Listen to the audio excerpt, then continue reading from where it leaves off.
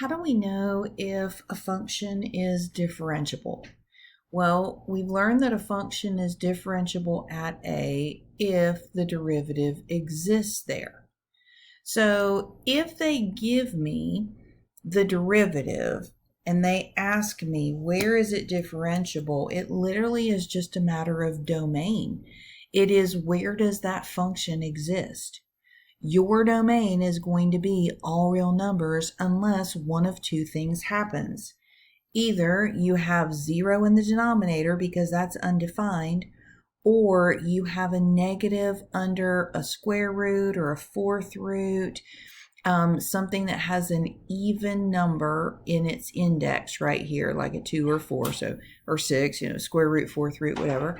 So your domain is going to be all real numbers unless one of two things happens. You have a 0 in the denominator, or you have a negative under an even indexed radical.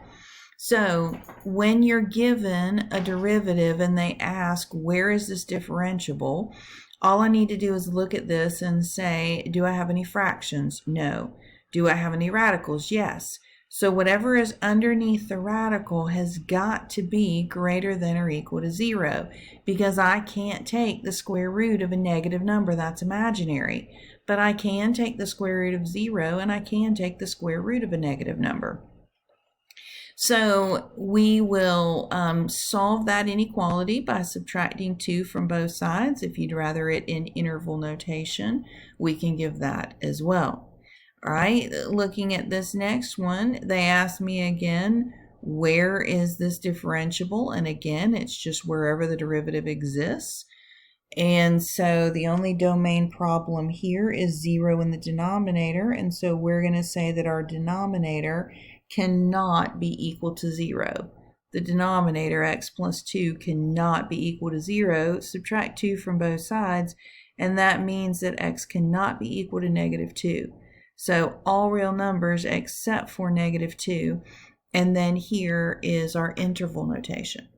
Okay, what if they don't give me the derivative? What if they give me the original function? Well, if they give me the original function, I just take the derivative, and then I look at that derivative and exclude any radical negative values under the square root, fourth root, or any zeros in the denominator.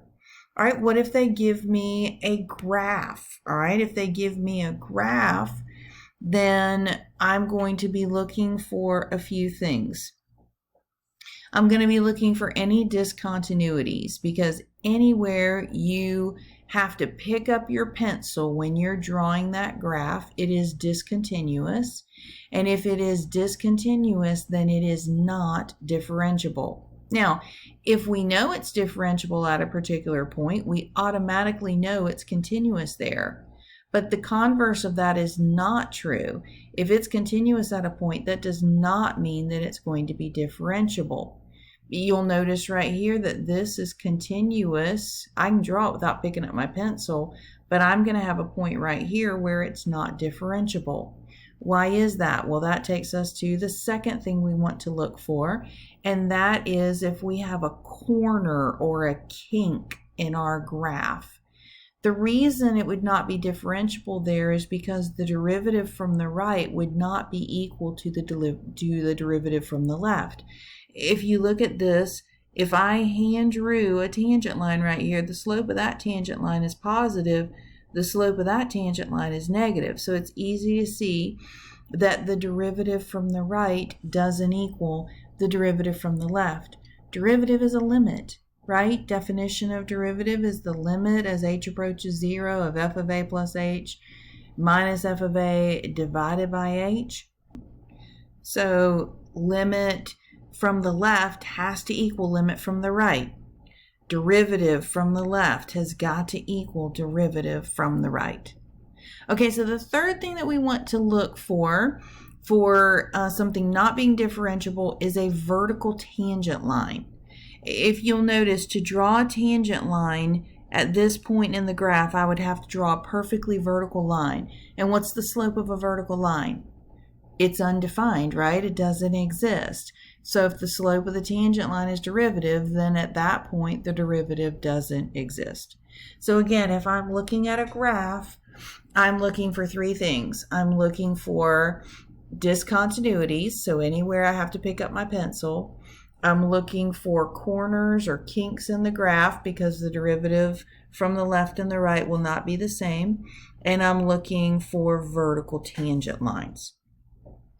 All right, so we've talked about what to do if they give me an equation and what to do if they give me a graph.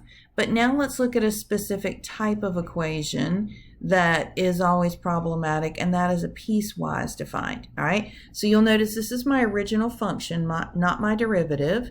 They ask me, is the function differentiable at x is equal to 2? Okay, well, if it's going to be differentiable at x is equal to 2, then the derivative from the left is going to have to equal the derivative from the right there. So let's begin with, for the derivative from the left, those would be values approaching 2 from the left-hand side. Those would be values less than 2. So I would be using this bottom piece of the piecewise.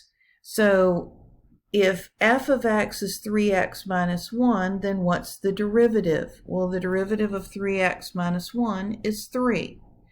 And if I want to know the derivative at 2, that just means plug 2 in for x in the place of this function. Well, there is no x, so when I plug in 2, I still just get 3.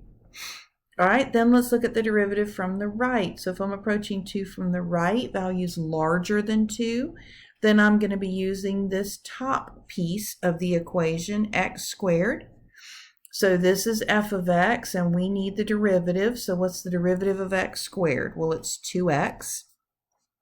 And then we need the derivative from the right at 2. So that just means put 2 in for x. So we'll put 2 in for that x right there. And we'll get 2 times 2 is equal to 4. So the derivative from the left was 3, and the derivative from the right was 4. Since the derivative from the left doesn't equal the derivative from the right, then no, this is not differentiable at x is equal to 2. All right, but what if they changed our original equation by just one number? What if that 3 was changed to a 4? Is it differentiable at 2? All right, well, let's again look at the derivative from the left. We're using values approaching 2 from the left-hand side. So that would be 4x minus 1. And again, this is f of x, and this is the derivative. So what's the derivative of 4x minus 1? Well, it's 4. And if I take 2 and put it in the place of x in this function, there is no x, so the 2 doesn't affect it. And so the derivative at 2 would be 4. All right, then let's look at it from the right-hand side. Values greater than 2, we would use the equation 2x. And so the derivative of that, the equation x squared, and the derivative of that is 2x. And so to find the derivative at 2, we'll put 2 in the place of x, and we'll get 4. So since the derivative from the left was 4 and the derivative from the right was 4, then yes, it is differentiable at that point because the derivative from the left equaled the derivative from the right.